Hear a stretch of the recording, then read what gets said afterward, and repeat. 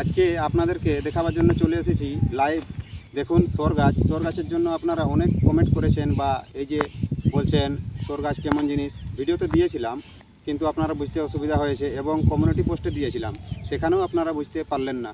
তাই তার ভিডিওটি আমি ডাইরেক্ট দেখাতে এসেছি লাইভ থ্রু। দেখুন সর গাছের ছবিটি কেমন, জুম করবে একটু।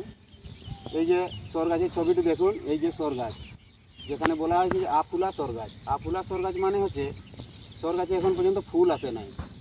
তো এই যে জন গাছে ফুল থাকবে না সেই সর গাছটি আপনারা নেবেন, ঠিক আছে? এই যে জন গাছে ফুল থাকবে না সেই গাছটি নেবেন। এগুলো এখন বর্তমান কোনোটাতেই ফুল নেই, যে কোনো গাছ নিতে পারেন, এখন খুব শক্ত, ঠিক আছে? তো আর একটু জুম করালিস না। এই যে দেখলেন এই যে সর গাছ, এই সর গাছ নেবেন যেমনভাবে বলা হয়েছে যে একটি লাল সুতা নেবেন। লাল সুতা নিয়ে কি করবেন, এই যে সর গাছ 2-3 গাছে নেবেন এবং সেই মন্ত্রটি অভিমন্ত্রিত করবেন। মন্ত্রটি আপনাদের জানা আছে, যদি জানা না থাকে আমি আরেকবার আপনাদেরকে বলে দিছি।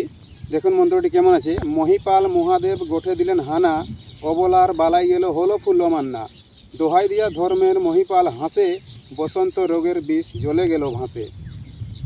ঠিক আছে, এরকমভাবে মন্ত্রটি লেখা হয়েছে।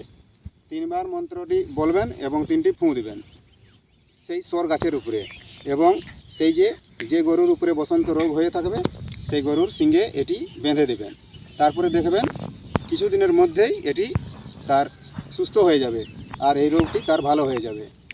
নমস্কার বন্ধু, বুঝতে পেরেছেন? যদি বুঝতে কোথাও অসুবিধা হয়ে থাকে তাহলে নিচে কমেন্ট বক্সে অবশ্যই কমেন্ট করে জানাবেন।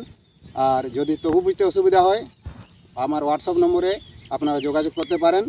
আর যে কোনো তান্ত্রিক ক্রিয়া, মন্ত্রক্রিয়া বা ওষুধপত্র যদি আপনাদের দরকার হয় তাও আমার সাথে যোগাযোগ করবেন। নমস্কার, জোহার, ধন্যবাদ। দেখা হবে আবার নতুন ভিডিওতে। আর কমেন্টে লিখে জানাবেন আপনি পরবর্তী ভিডিওটি কেমন চাইছেন, ঠিক আছে?